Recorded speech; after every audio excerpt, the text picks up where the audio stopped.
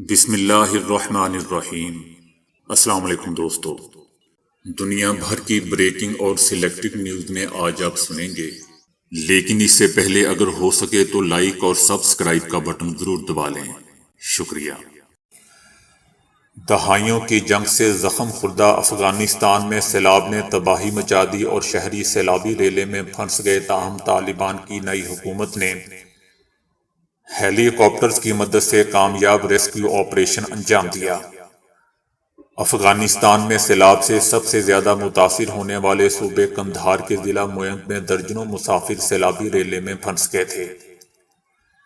حد نگاہ تک کئی فٹ پانی ہونے کے باعث ریسکیو آپریشن کے لیے ہیلی کاپٹرز طلب کیا گیا۔ امارات اسلامیہ افغانستان کے ترجمان طالبان ذبیح اللہ مجاہد نے سوشل میڈیا پر ایک ویڈیو شیئر کی ہے جس میں ایک ریسکیو ہیلی کاپٹر کے ذریعے سیلاب میں پھنسے افراد کو محفوظ مقام پر منتقل کیا جا رہا ہے۔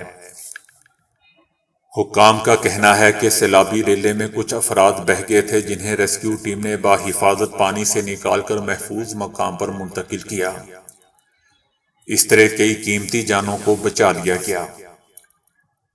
افغانستان کا اقتدار سنبھالنے والے طالبان کو تاحال ملک کے منجمد فنڈز جاری نہ کرنے کے باعث مالی مشکلات کا سامنا ہے۔ طالبان عالمی قوتوں سے کئی بار شکوہ کر چکے ہیں کہ فنڈز جاری نہ ہونے کے سبب عوام کو وہ سہولیات فراہم نہیں کر پا رہے جس کا وہ حق رکھتے ہیں۔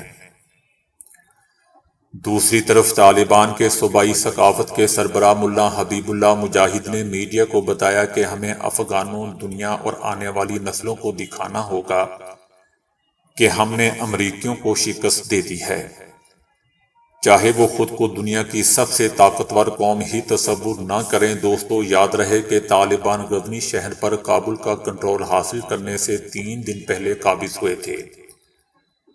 اس علاقے کی دستیاب تاریخ 3500 سال پرانی ہے اور طالبان اپنی فوجی جیت کا نیا باب لکھنے میں مصروف ہیں۔ 2 لاکھ افراد کی آبادی والے شہر غزنی کے مضافات میں سڑکوں پر طالبان کی فتح کی ایک اور نمائش بھی لگائی گئی ہے۔ امریکی فوج کی جنگ زدہ مسلح گاڑیوں کو نمائش پر رکھا گیا ہے، تاہم ان کا اسلحہ نکال لیا گیا ہے جبکہ ٹائروں میں سے ہوا بھی نکال دی گئی ہے۔ چائنا نے امریکہ کے ارد گرد تعلقات کو مزید گہرا کرنے کے لیے معاشرے کے ہر شعبے سے متعلق ایک نیا معاہدہ کر لیا ہے۔ ماہرین معاہدے کو خطے کو ٹیک اوور کرنے کا منصوبہ قرار دے رہے ہیں۔ معاہدے کے حصے کے طور پر چائنا نے خطے کو سویلین نیوکلیئر ٹیکنالوجی مہیا کرنے، پرامن خلائی پروگرام بنانے، 5G نیٹ ورکس بنانے اور سستے قرضے دینے اور ترقیاتی منصوبوں کو پھیلانے کے لیے مالی تعاون کا عہد کیا ہے۔ چائنا نے اسکول بنانے اور چینی زبان اور ثقافت سکھانے کے لیے مالی تعاون کا عزم بھی کیا ہے۔ یہ چائنا کی جانب سے سالوں کی سرمایہ کاری اور لاطینی امریکہ میں سینکڑوں کروڑوں ڈالرز کی ترقیاتی کام جیسے کہ بندرگاہیں بنانا، سڑکیں تعمیر کرانا اور پاور پلانٹس لگانا کرانے کا کامیاب نتیجہ ہے۔ چائنا کے لاطینی امریکہ میں اثر و رسوخ رکھنے کے عزائم واضح ہیں۔ امریکہ کے لیے خطرہ بڑھ رہا ہے اور یہ اس خطرے سے مختلف ہے جو سوویت یونین سے تھا۔ امریکہ کے آرمی کالج کے پروفیسر ایون ایلس کا کہنا تھا کہ چینی یہ نہیں کہتے کہ انہیں لاطینی امریکہ کو ٹیک اوور کرنا ہے، لیکن انہوں نے واضح طور پر کثیر الجہت لاہ عمل طے کر لیا ہے جو اگر کامیاب ہو جاتا ہے تو ان کا اثر و رسوخ واضح طور پر بڑھ جائے گا اور امریکہ کے لیے بڑے انٹیلیجنس مسائل پیدا ہو جائیں گے۔ چائنا کے اس اتحاد میں خطے کے تقریباً سبھی ممالک ہیں جن میں بڑے کھلاڑی برازیل، ارجنٹینا، کولمبیا، وینزویلا اور چلی شامل ہیں۔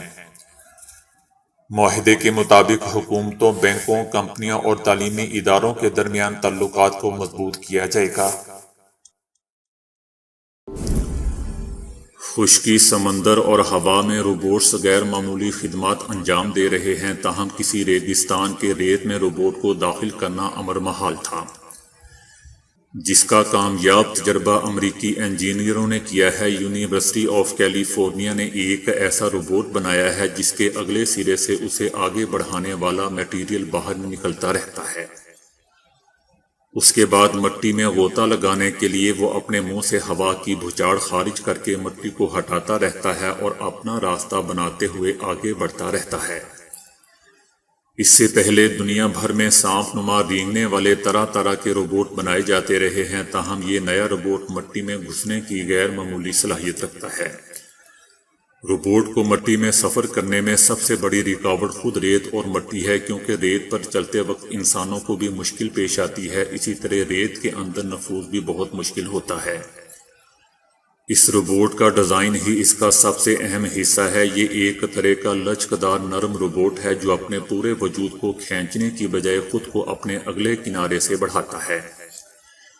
چونکہ روبوٹ کا اگلا حصہ ہی حرکت کرتا ہے تو اس طرح وہ تیزی سے آگے بڑھتا رہتا ہے۔ روبوٹ بالکل عمودی انداز میں کسی ڈرل مشین کی طرح ریت میں داخل ہو سکتا ہے، لیکن ریت کے اندر مکمل چھپ جانے کے بعد بھی وہ ہوا کو پھینکتا رہتا ہے، جس سے ریت کی رگڑ کم ہوتی جاتی ہے۔ تمام روبوٹ کی طرح یہ بھی ایک جانور سے متاثر ہو کر بنایا گیا ہے۔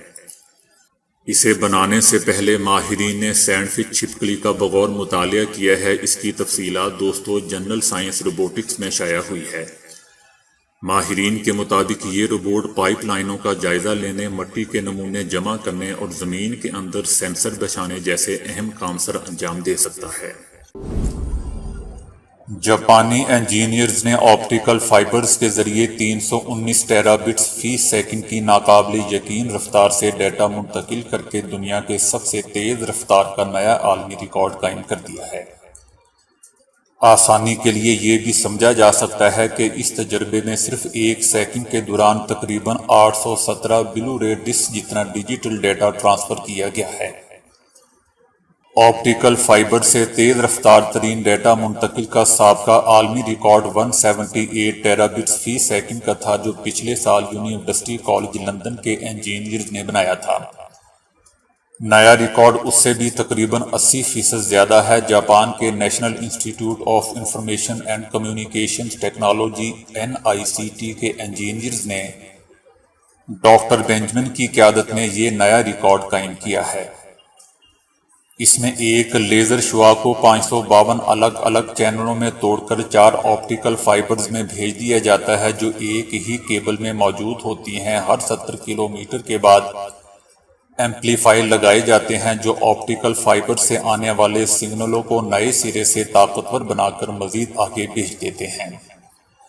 اس طرح ڈیجیٹل ڈیٹا درست طور پر اپنی منزل تک پہنچ جاتا ہے۔ اس انتظام کے تحت ڈیٹا منتقلی کی اوسطاً رفتار 580 گیگا بٹس فی سیکنڈ رہی، جبکہ زیادہ سے زیادہ رفتار 319 ٹیرا بٹس یعنی TB سیکنڈ ریکارڈ کی گئی۔ واضح رہے دوستوں کہ جاپان ان چند ممالک میں شامل ہے جہاں عوام کو سب سے تیز رفتار براڈ بینڈ انٹرنیٹ یعنی 10 GB فی سیکنڈ کی سہولت حاصل ہے۔ نئی اوسطاً رفتار اس سے بھی 58 گنا زیادہ ہوگی۔ آسٹریلیا میں عام پائی جانے والی ایک مکڑی کے زہر میں ایسے جز کا انکشاف ہوا ہے جس سے دل کے دورے میں مریض کو فائدہ ہو سکتا ہے۔ اس سے پہلے اسی مکڑی کو جلد کے سرطان اور فالج کے حملے کے خلاف مؤثر پایا گیا ہے۔ اب اس میں ایک مالیکیول پایا گیا ہے جو ہارٹ اٹیک کے بعد مریض کو ابتدائی طبی مدد فراہم کرتا ہے۔ یونیورسٹی آف کوئنز لینڈ کے ماہرین کہتے ہیں کہ اس پروٹین کا نام HI1A ہے۔ اگر فالج کے 8 گھنٹے بعد بھی اس کا ٹیکہ لگایا جائے تو حیرت انگیز طور پر بہت فائدہ ہوتا ہے اور دماغ تباہی سے بچ جاتا ہے۔ پھر اسی سال میں یہ مالیکیول کو دل کے دورے کے لیے بھی آزمایا گیا۔ جیسے ہی دل پر یہ سالمہ یہ مالیکیول ڈالا گیا تو دل کے خلیات میں تیزی سے پھیلنے والے ڈیتھ سگنل رک گئے۔ دل کے دورے میں یہ سگنل دل میں ہر خلیے تک پھیل کر دل کو نقصان پہنچاتے ہیں۔ دل کے دورے کے بعد دل تک خون کی فراہمی متاثر ہوتی ہے جس سے آکسیجن بھی کم ہو جاتی ہے۔ اس طرح دل کے پٹھوں کے خلیات تیزابی ہو جاتے ہیں اور سب مل کر دل کے خلیات کو مر جانے کا پیغام دیتے ہیں، اور جب دل کے خلیات تک یہ سگنل نہیں پہنچتا تو وہ سلامت اور زندہ رہتے ہیں۔ اس سے پہلے اب تک دل کے خلیات کی تباہی کا سگنل روکنے کا کوئی طریقہ دریافت نہیں ہو سکا تھا۔ اب اس طرح ہارٹ اٹیک سے دل کے نقصان کو بچانے میں مدد مل سکے گی۔